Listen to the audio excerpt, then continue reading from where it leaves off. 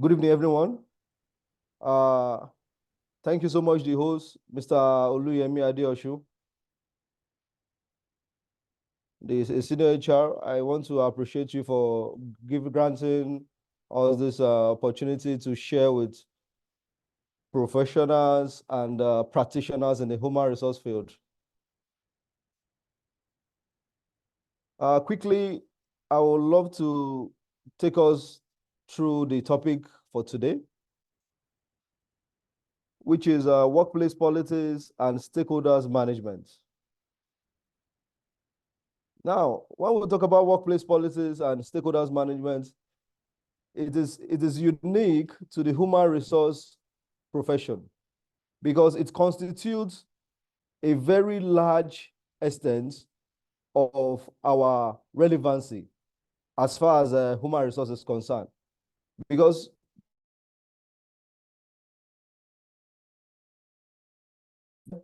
people who interface with human resource department. So it is actually a two-edged sword lecture. And I hope at the end of this lecture, we'll be able to know a lot of things about workplace politics and stakeholders management. So let's continue with the slide, talking about the keywords in this learning series. The keywords we have here are workplace, politics, stakeholders, and management.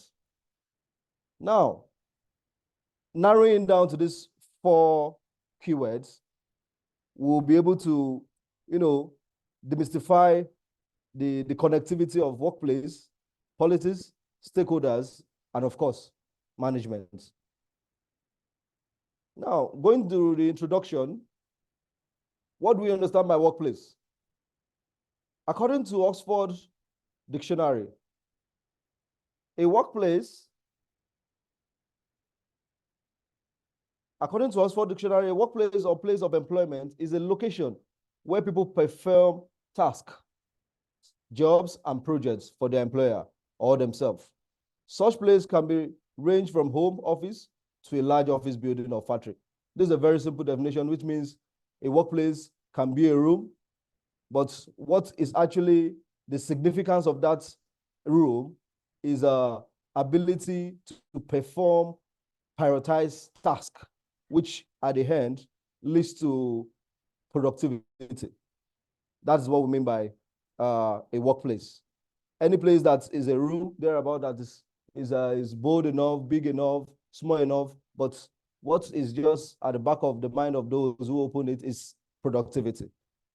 Now, taking a brief look at Paul Jackson, is one of a behavioralist scholar in his e-business and workplace redesign 2004. He identifies some various elements in workplace. And we are going to be sharing those elements. Those elements are being categorized for this lecture into elements A and element B. So I'll be starting with element A, elements in workplace. 1, we have workplace aggression. Okay, what do we understand by workplace aggression? We mean a specific type of aggression that occurs in the workplace. That is in a working environment. Don't forget we said a workplace is actually a large or small room where individuals, employees, perform prioritized tasks, which leads to productivity. So this can be called an aggression, a place where a workplace where you see individuals who are supposed to join hands together to move the organization forward, engaging in 1 or 2 aggression. One can be more superior than the other. Then it will actually tamper with the productivity level of that particular workplace. We also have workplace bullying. If you see the open bracket on the slide, on the screen, you see they said the tendency of individuals or groups to use persistent, unreasonable behavior against a co-worker or subordinate. What it really means is bullying in the workplace. And bullying is actually one of the issues, anti-social issues we have as far as workplace is concerned. Some individuals who might be maybe privileged and the others might take workplace as a place to unleash anger or bully people who are actually their subordinates for maybe something they did right or something they did wrong. So also we have workplace conflicts. We have this is the specific type of conflict that occurs in the workplace. The workplace conflict can be termed to be clash of interest when it comes to performing a particular task. Maybe your colleagues in the office, individuals that you're in the same department will say, no, why not let's not follow this strategy. You say, no, this one is okay. There will be conflict of interest. And what it's supposed to mean is supposed to channel the energy down to productivity. Don't forget, our major aim for this lecture is productivity. Workplace conflict is all about a specific type of conflict that occurs in the workplace. Now, moving down to workplace culture, the social behaviors and norms in the workplace. Now, workplace culture is very simple. Because of the dynamism of workplace, we can't say, okay, this organization is the same with this organization. Everybody has his own uniqueness in terms of being dynamic. Some workplace, some organizations, some persons might be the last end of the week when they know they will receive their salary. That is when you see them jumping up and down, trying to perform a particular task to show their line managers or their reporting line or their MDs or HODs that, okay,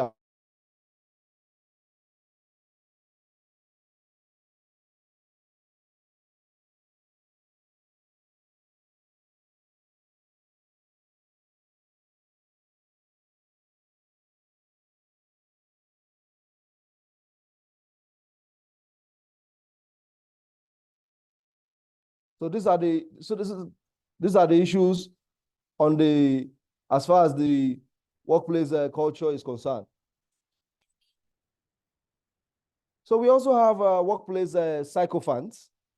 The workplace sycophants are individuals who can go at any means to damage a particular employee's maybe his you call it reputation, or maybe is the way he works or thereabout. So these are what we call workplace sycophancy. Can do enormous damage when they are positioned for senior management role. When they entrust them with power, they try to make everybody be loyal to them, officially, unofficially, just to make sure that, okay, to show that they are fully in charge.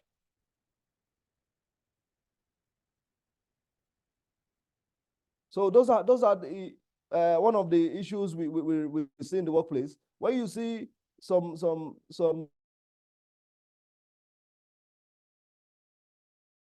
maybe you say line managers or supervisors or HOD. No. It's not all about them. Okay? It's all about even within employees who are actually in the same category, right? Trying to, sabotage efforts of themselves. Trying to say, okay, no. Let it be on record that I'm the person that brought out this important and wise idea. So those are the areas we'll be looking at. So talking about elements in workplace B, we are talking about workplace diversity, which is very, very open. When we talk about diversity in the sense that the human race, we're actually having this diversity in us. Now, you see some persons, they have this cultural diversity. I've seen some persons working in a multinational organizations whereby they have individuals from another continent aside Africa.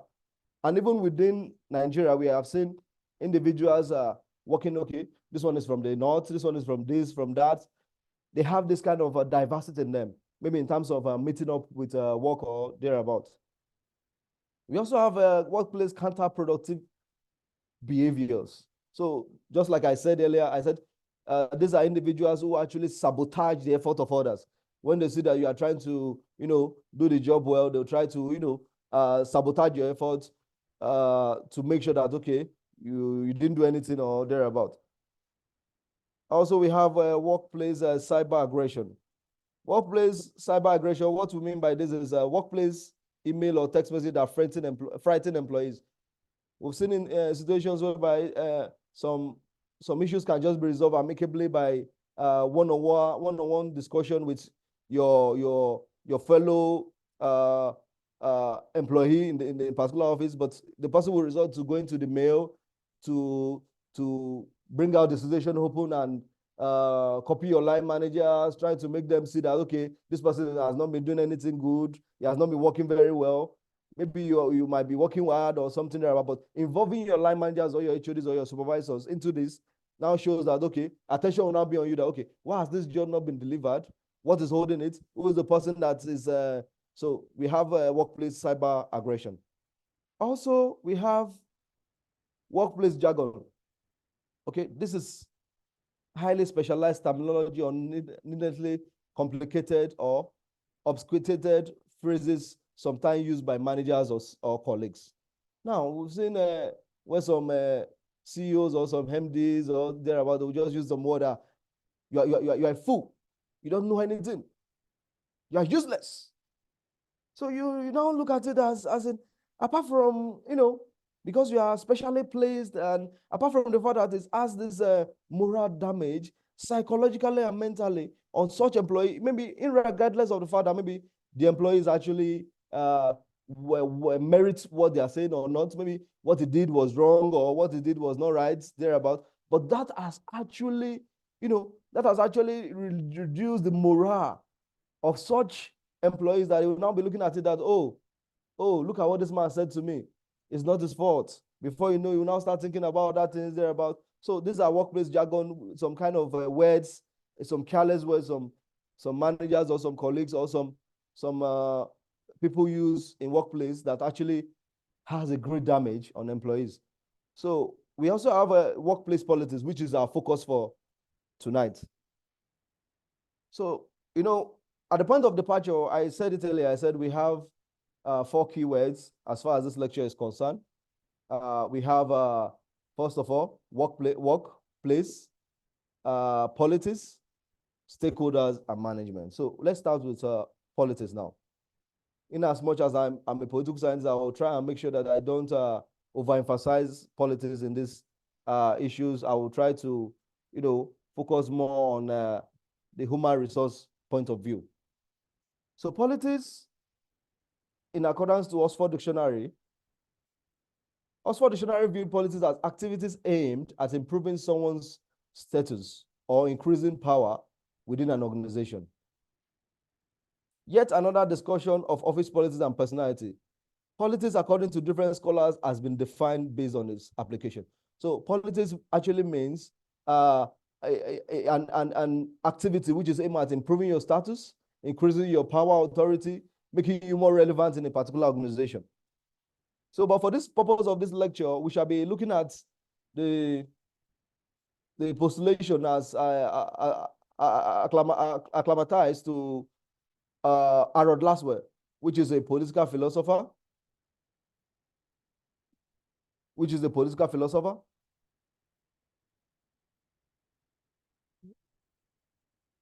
And he defined politics.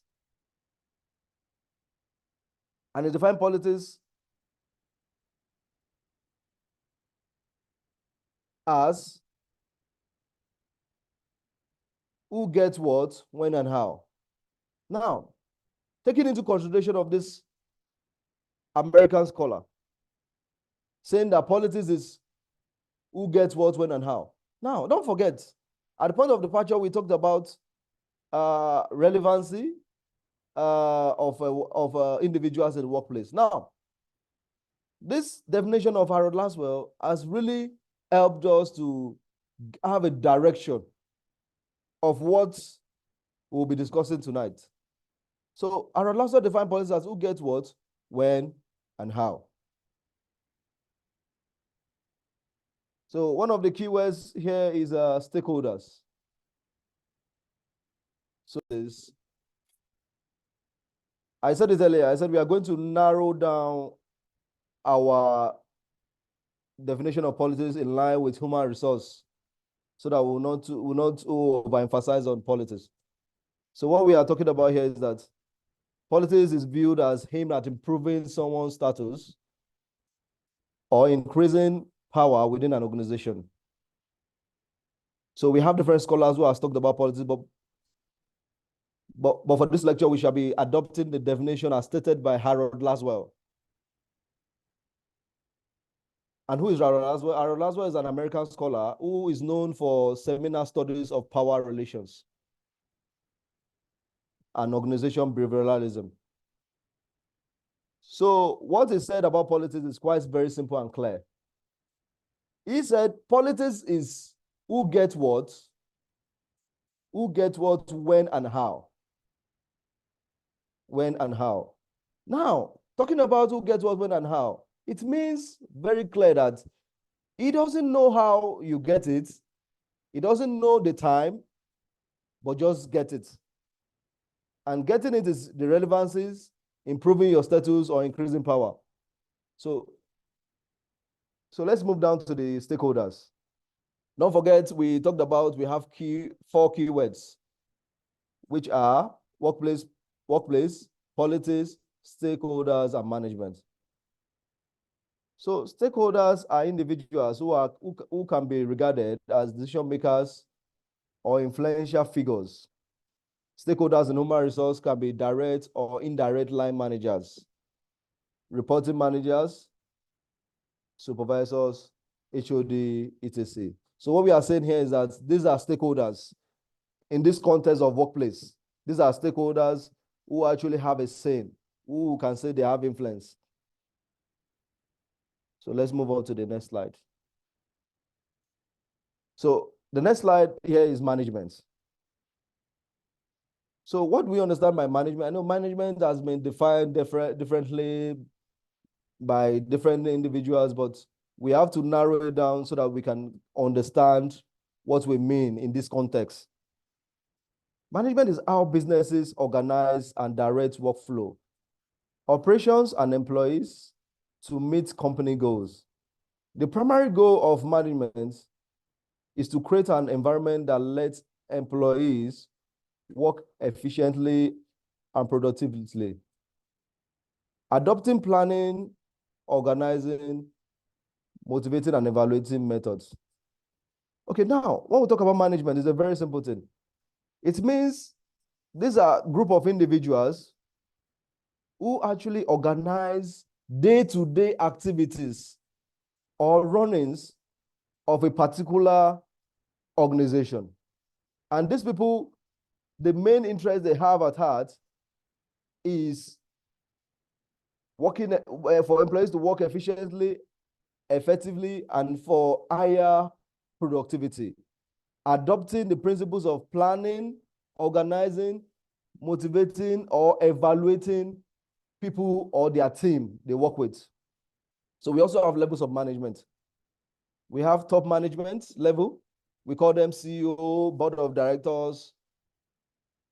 We also have middle management, where they are like regional managers, general managers, and some persons in such category. We also have low management. We line managers, HODs, supervisors, maybe branch managers, and vis-a-vis. So this will serve as our introduction, because don't forget, we have been able to explain the keywords as far as this lecture series is concerned. So workplace politics. Oliver James, a psychologist, has described workplace politics as the use of one's individual or assigned power within an employee organization for the purpose of obtaining advantages beyond one's legitimate authority. Okay, quickly, let's just capture that. What it means here is that according to Oliver James, who is a psychologist, he saw workplace politics as this is an attempt of an individual to or assign power or to dominate organization among his fellow employees. And by doing that, it will adopt a lot of principles to actually get relevant, because everything about workplace politics is about relevancy. So workplace is the politics is the process and behavior that in human relations involves power and authority. So now you understand clearly that the definition of Harold Laswell, who said politics is who gets what, when, and how, has played a vital role in workplace politics. This means that the human interactions, their behavior, and everything about their process is for two things: power and authority in the workplace. It is also a tool to assess the operational capacity and to balance diverse views of interested parties. However, noted as of central significance in understanding office politics. Office politics and workplace politics are the same thing. But we decide to pick workplace politics because it's something that is more encompassing of the workplace of office politics. So every activities human and engaging, as far as workplace is concerned, is politically motivated. This means that it's for two things: power and authority, which means is to get relevance. So let's go to the next slide. So office, don't forget, I said it earlier, I said office politics and workplace politics are the same thing. We are just using the differences so that we can use workplace politics to, because it's encompassing. So this can be termed as office politics and organizational politics.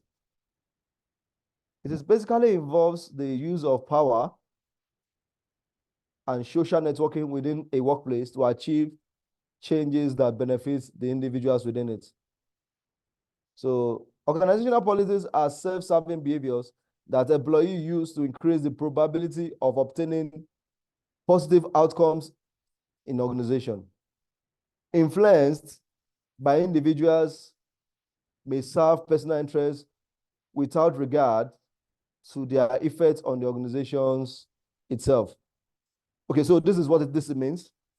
It means categorically that workplace politics and individuals who are parties of the workplace politics, that is the employees, can actually serve personal interests and will be appreciated for serving such personal interests, not even the organizational interest itself. So these are two parallel lines. You can be working assiduously in your organization, in your department, and you might see yourself that you are contributing well to the organization. But those that you are working with might not see you like that. Maybe because of interpersonal relations they have with another person, they will see that person that, okay, this person is working hard more than this other person. That is workplace politics. So let's go to the next slide. So reasons for workplace politics. We have 3 reasons. We have more than that, but because of these lectures and time, we have to narrow it down to 3. Access to tangible assets. So when we talk about assets,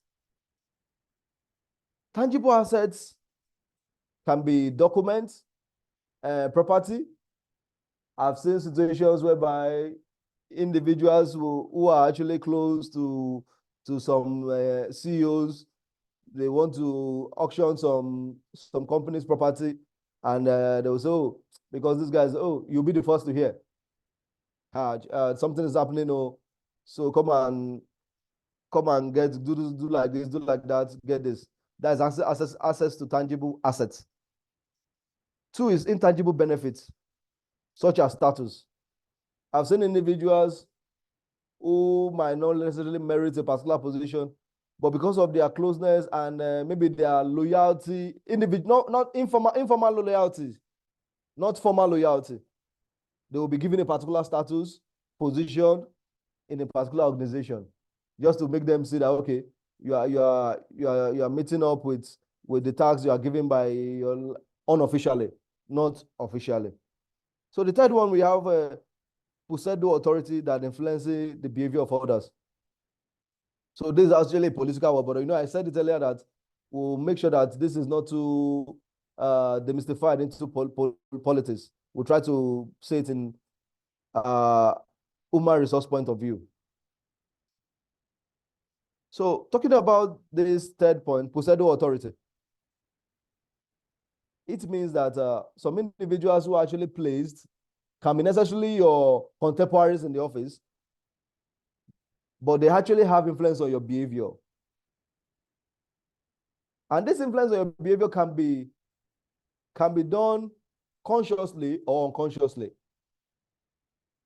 So we've seen meetings where you have individuals who just come around and say, okay, let's talk about this. And everybody, at the end of the day, they will be dancing to the tune of a particular person unconsciously. So, but you now be thinking, why is people not taking my advice or what I suggested? Is it that it's not good? No. But because of the fact that workplace of politics is involved in it, they now have a block. And you now say, okay, anything this person say, I will support him. Anything the other person say, I will say. So this is part of workplace politics. So everything boils down to dominance and relevancy. So we actually have two types of workplace politics as classified by John Eldred, who is actually a behavioralist. So, and they say, okay, workplace politics is divided into two aspects: positive politics, negative politics. This politics we are talking about is workplace. So let's take that of positive politics. Positive workplace politics are behaviors that is geared towards influencing others with the goal of assisting the organization in achieving the goals of efficiency, effectiveness, and higher productivity, as postulated by Frederick Taylor in the scientific management theory. So what we are saying here is that positive workplace politics is actually healthy for the productivity of a particular organization. So this means that every of the politics they are playing is for the betterment of the organization. Okay, no, let's do it this way, let's do it that way, let's do that. But we must arrive as getting results. So result is the line here.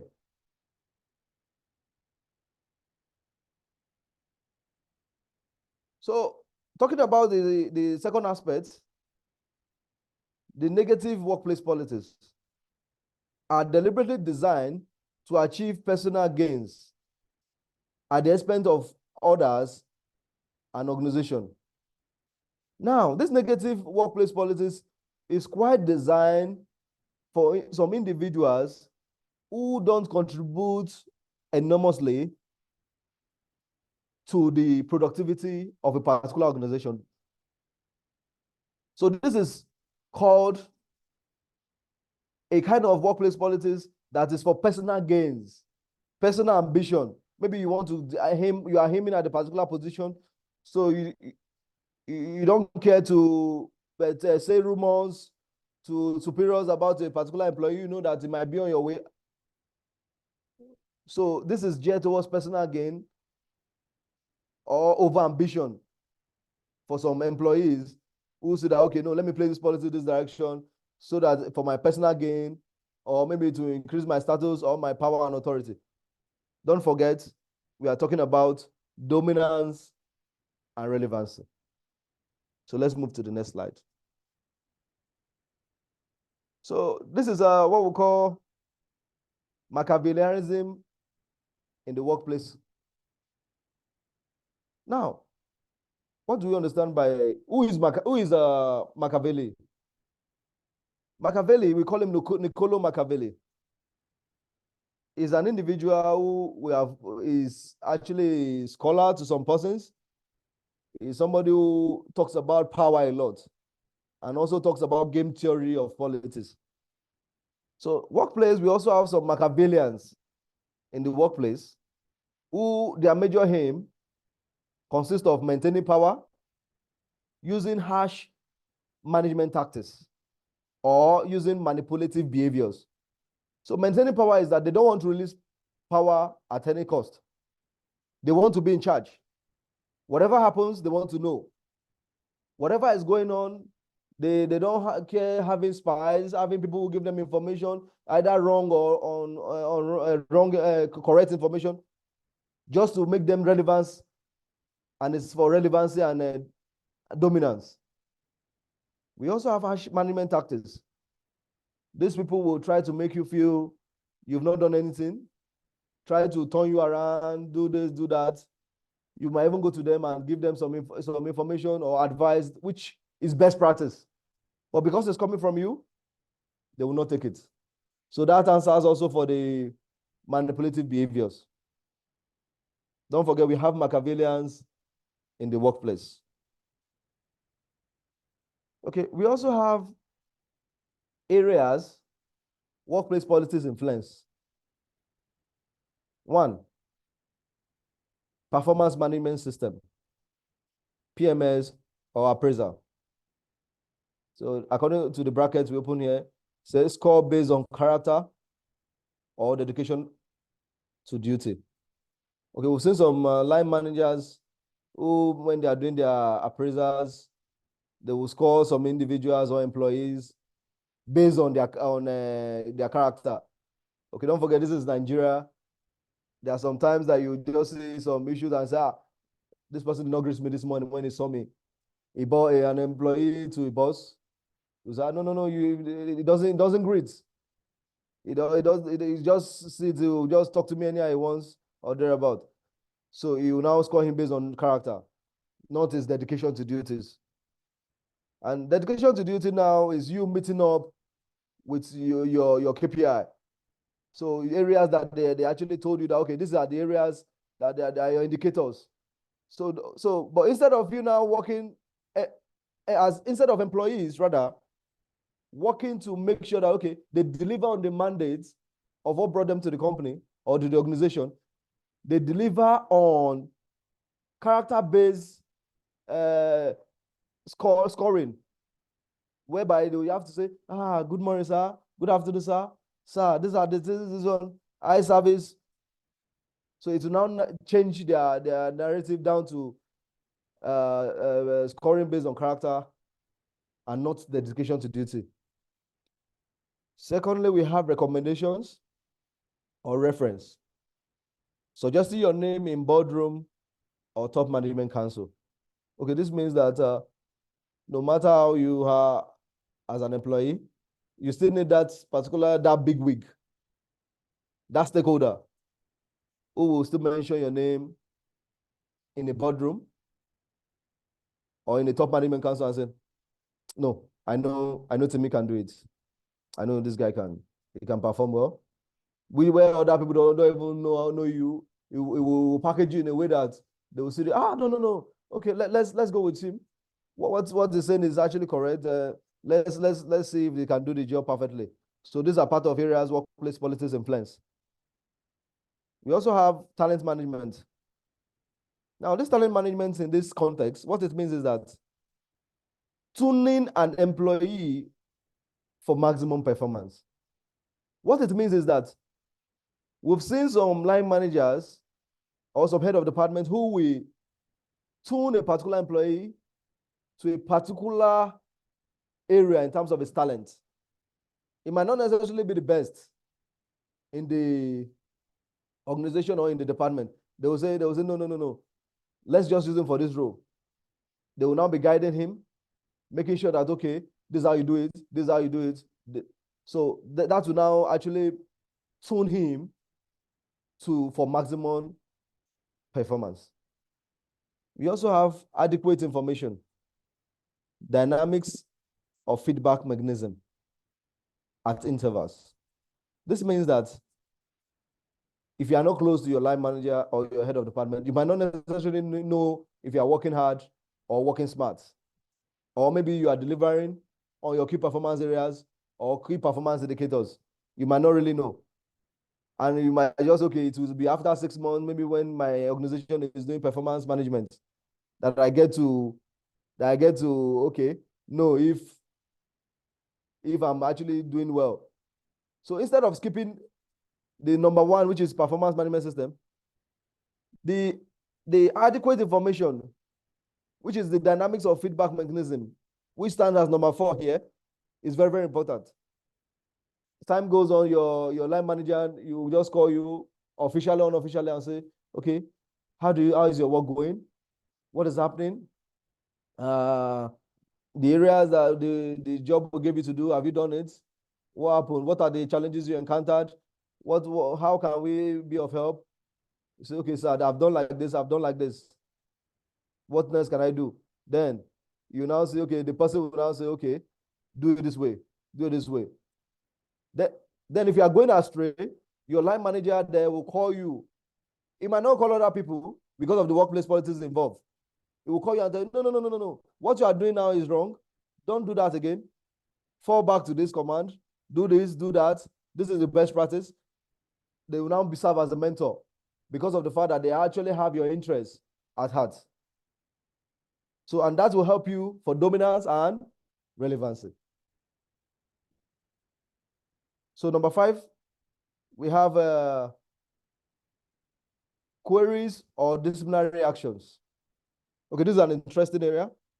That's areas workplace politics influence. We have 2 methods here of disciplinary measure actions or queries. One is escalation approach or a palace approach. So what do we mean by escalation approach? So talking about escalation approach, we're not, okay, there are some individuals that, or employees rather, that might have done 1 or 2 things that is not in line with the standard operating procedure. They will have to get some discipline from their line managers. So I'm talking about that. They will now say, okay, how do we give the person's query? Is this something they are going to escalate?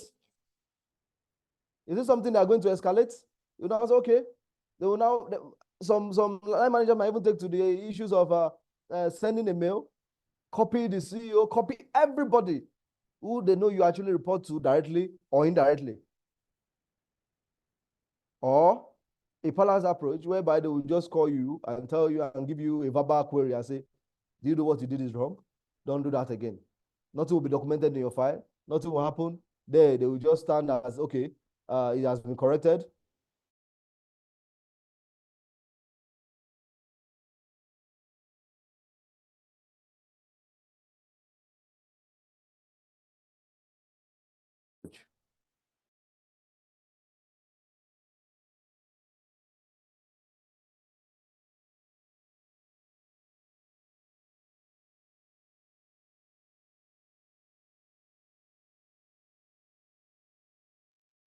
So talking about that, we have to really understand. Thank you, sir. So talking about the queries or disciplinary action, don't forget I said escalation or palace approach. It means that escalation can be sending you a query via the mail, copying your line managers, the CEO, the management, top management, just to, a direct attack on your personality as an employee. So the other one can be a palace approach, which means they will just call you and say, okay, a verbal warning will be given to you. What happened? What happened to you? Do you know this thing is wrong? No, I don't know it's wrong. Okay, why don't do that again? Okay, nothing will be documented. Nothing will be kept in your file. It's just they've just told you and don't do that again. And no other employees will get to even hear about such things that have happened because they use a palace approach. But the escalation approach now will be something that's okay. All the top management will have been involved and know that, okay, this person has actually committed a blunder and it will actually be documented well in his file.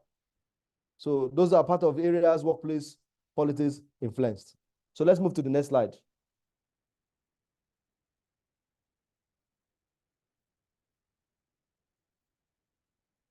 So stakeholders management tactics. So talking about stakeholders management tactics, First of all, as an employee, you have to first of all understand who are the stakeholders. That is the first point here.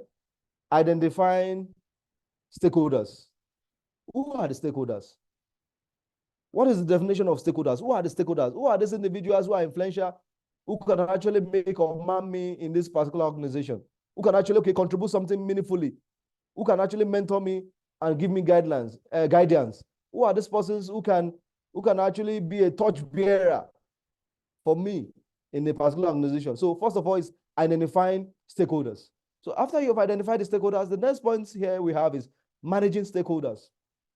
We've seen employees who don't know how to manage their line managers, because their line managers are also part of stakeholders.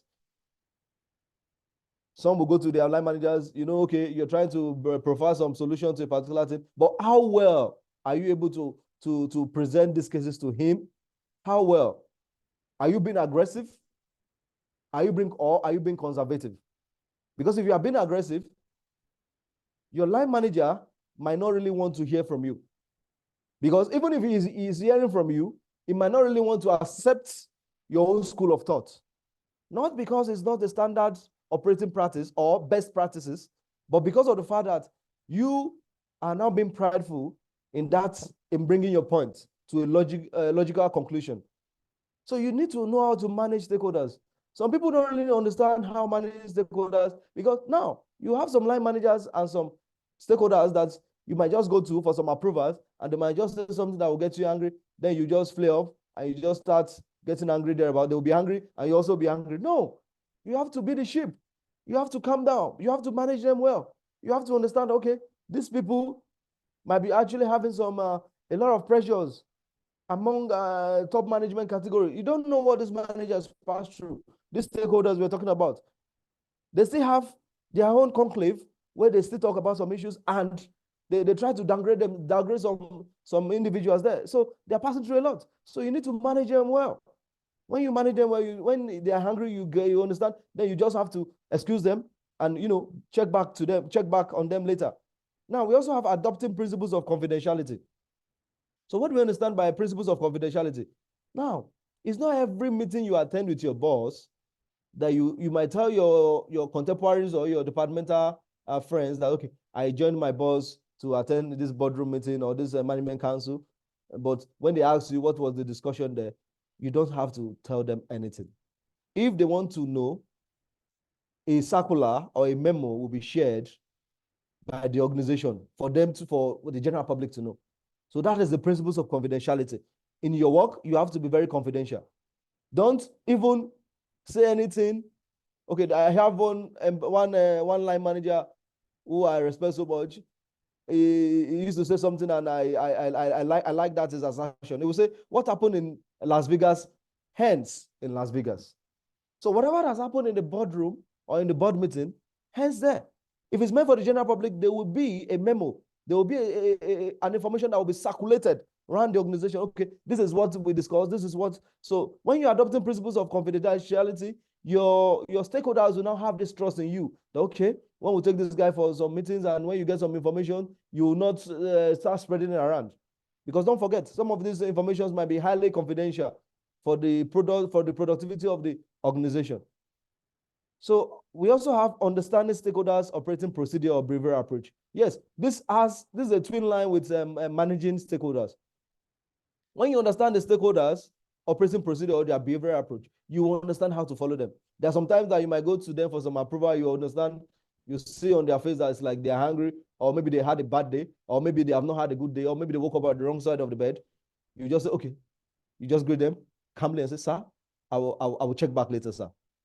You say, "What's the issue?" "No, sir, I just wanted to come and I'll come back." You just look for a way to, excuse yourself, because you know that the atmosphere is not really conducive for you to present anything, and maybe it might not fall down well. So those are understanding stakeholders operating procedure or their behavioral approach. Understand when you get approvals. Understand when you don't get the approvals. Understand when you see they're happy. Understand when you see that, okay, I can't go for now. So also we have engaging lobbyist technique. So what do you mean by this lobbyist technique? It means lobbying. It means lobbying. And why did I call it 2 times? I said lobbying. It means that you have to know how to lobby your managers, your line managers, your stakeholders in a particular organization. Even when I've seen head of departments that will go to CEOs for some signature or some approval, some other HODs will go there, they will not approve it. But when a particular HOD goes, it was okay. The CEO will say, okay, tell me, give me one reason why I should do this. I should approve this. Say, sir, these are the reasons. These are the reasons. This is A. This is point B. This is point C. This will be the resultant effect. This is what it will add to the company. This is the value it will bring. This will make your job easy. This and this. Defending as if you are in the court of law. It's part of engaging lobbying technique to actually make sure that you get what you want. Don't forget, we are still using definition of Harold Laswell for this crucial learning series of HR mentorship, which we says Harold Laswell defined policy as who gets what, when, and how. So when who gets what, when, and how can be acclimatized with engaging lobbying techniques. So let's move on. So having said all this, having talked about all this, we need to understand that the particular point we're trying to get here is the workplace politics and stakeholders management. Understanding the behavioral approaches, how workplace politics happens, the resultant effects, the elements, the reasons, the types of workplace politics, negative or positive. So conclusively, to this extent, workplace politics and stakeholders management is an essential area the human resource profession should critically and categorically look out for, as it plays a major role in shaping unfolding events in the human resource space. Don't forget, the human resource space is a dynamic space. It is not static. This is not a scientific, this is not a kind of, a chemical-based space whereby, okay, when H2O is water, this is that. No, this is actually about the human resource space. It is dynamic. It changes. It is not static. It changes. What happened in human resource space last 5 years is not what is happening now. Now we are it's been digital now. It's now changing. It's not the traditional method we used to use before. Now it's now scientific. It's now a kind of road that is not actually is moving. As the society moves, it keeps on moving. So we need to really understand and adopt workplace politics and stakeholders management in human resource space if we want HR to be seamless. Also, organizational theories have identified the usefulness of a positive workplace politics and a practical stakeholders management in achieving the core mandate of human resource field, acclimatizing with changing the narrative of the HR from a rigid goals drive to a more flexible goals drive. A rigid goal drive, which means a traditional based drive, which is static, to a more flexible goals drive, which is dynamic. One is static, one is dynamic. So we are now moving. So the organizational theorists now have now gathered themselves and have now proposed a positive workplace politics and a practical stakeholders management in achieving our core mandates of human resource profession. Now, talking about from a rigid goal drive to a more flexible goal drive in meeting up targets as regards operational procedures of key performance areas and key performance indicators, that is KPAs and KPIs respectively. So this will actually help us. This will actually help us in the human resource field to get our results well without stress. It will now make HR seamless in the sense that what we drank for in the past will not be like that anymore, because we have now adopted the positive workplace policies in achieving goals that will increase the productivity level of an organization and adopting a practical stakeholders management in making sure that we get our targets as regards operational procedures. So understanding the narrative, that is narrative switch based on dynamism. Because I told you earlier, I said human resource space is not static, it is dynamic. We have to understand the lines that this there will actually be a changing of narrative. It's narrative switch based on dynamism. Dynamism means something that is not static. Society is dynamic. It's keep on unfolding. As events happens, it keep on unfolding. So paradigm shifts from traditional based, which is old, to a scientific base, which is a new approach, which is more scientific. So workplace, and in this context, concluding this section, I will start by saying workplace politics and stakeholders management can be termed as a traditional based approach in human resource field. Why did I say so? Because this workplace policies and stakeholders management in those area context, just like that, has not really given the human resource a success in meeting up some key performance areas or some key performance indicators or some targets-based areas in terms of performance. So we're switching down to positive workplace politics and using a practical stakeholders management, which has been explained earlier, identifying, managing, understanding the stakeholders, understanding their approach, and vis-a-vis will help us more in a scientific way, heading towards more productivity as per the human resource field. So positive workplace politics and practical stakeholders management is a scientific approach, which will replace, or which should rather replace, the workplace politics and stakeholders management, which is an outdated approach, which is also a traditional and static base. So at this junction, ladies and gentlemen, practitioners and professionals in human resource space, let me say categorically that this is about changing the narrative.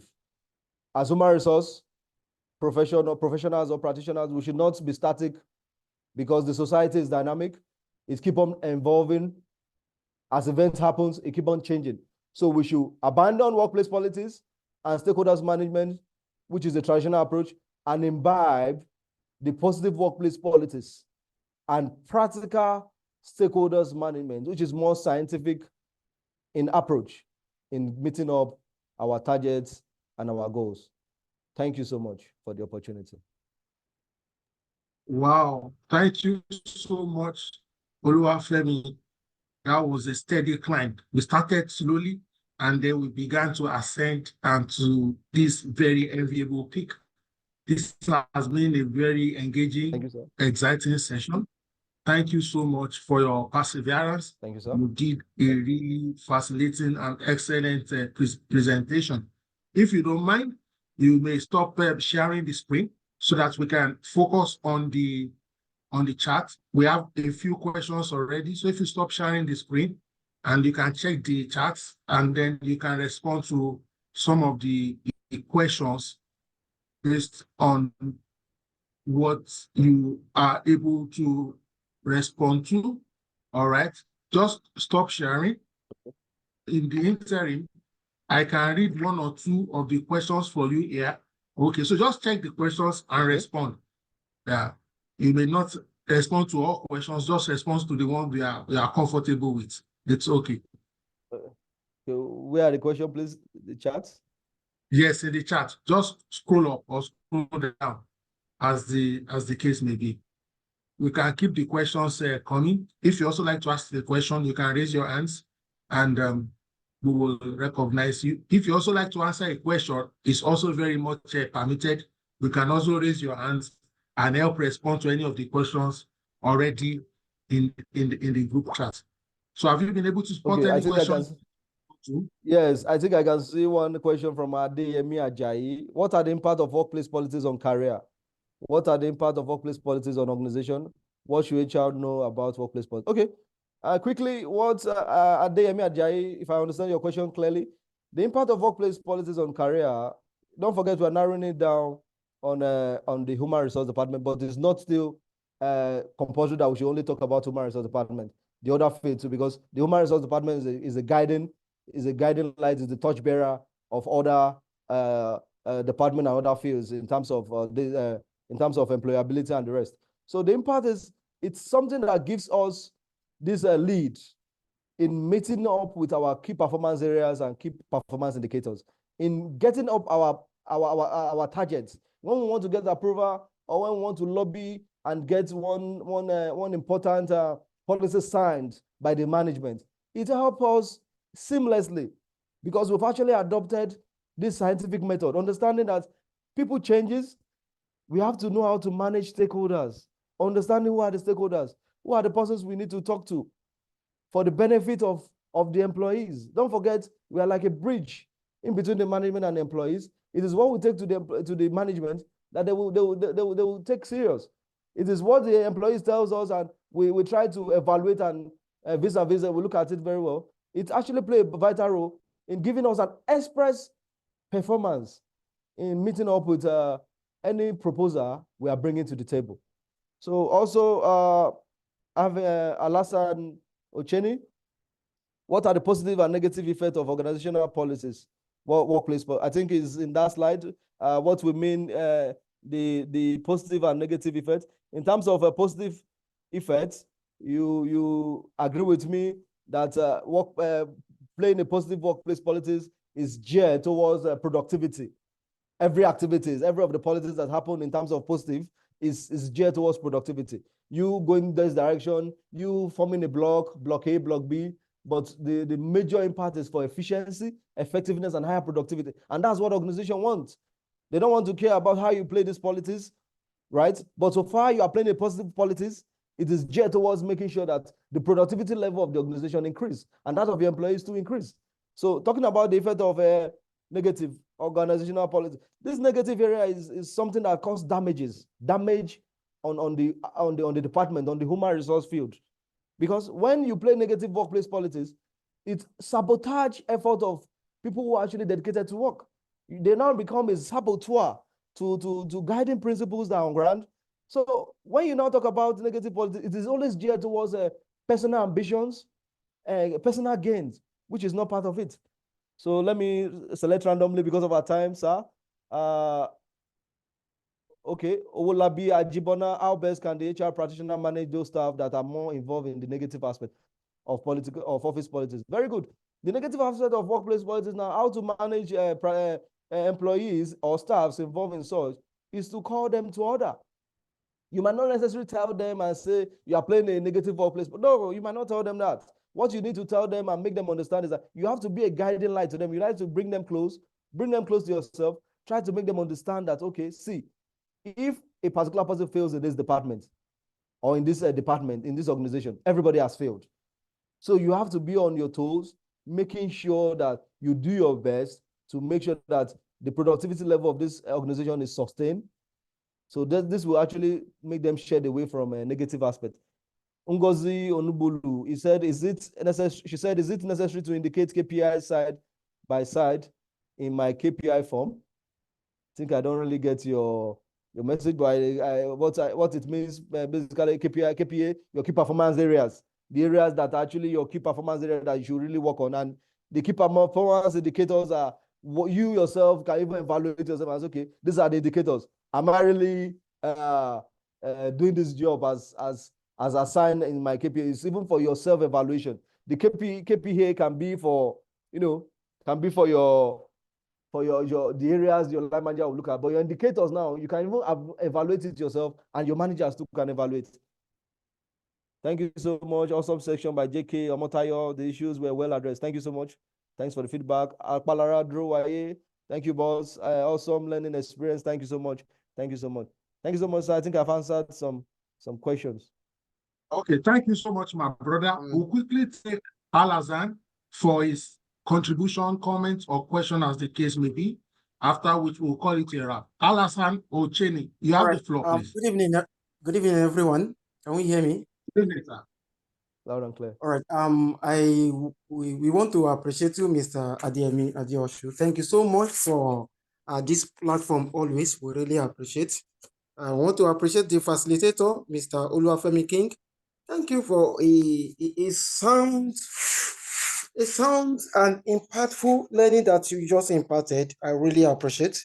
Mine is contribution in terms of the workplace policies that you just mentioned. Okay, you've said the great things. Thank you so much. Okay.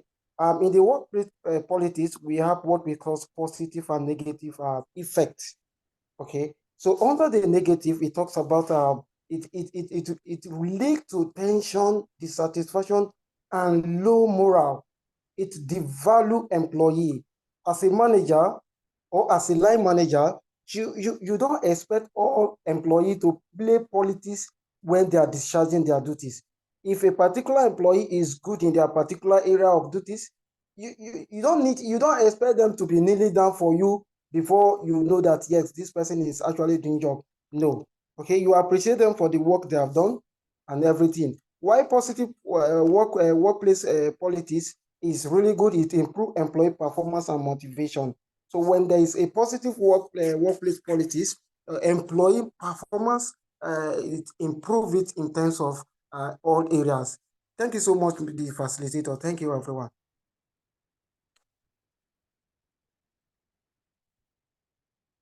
I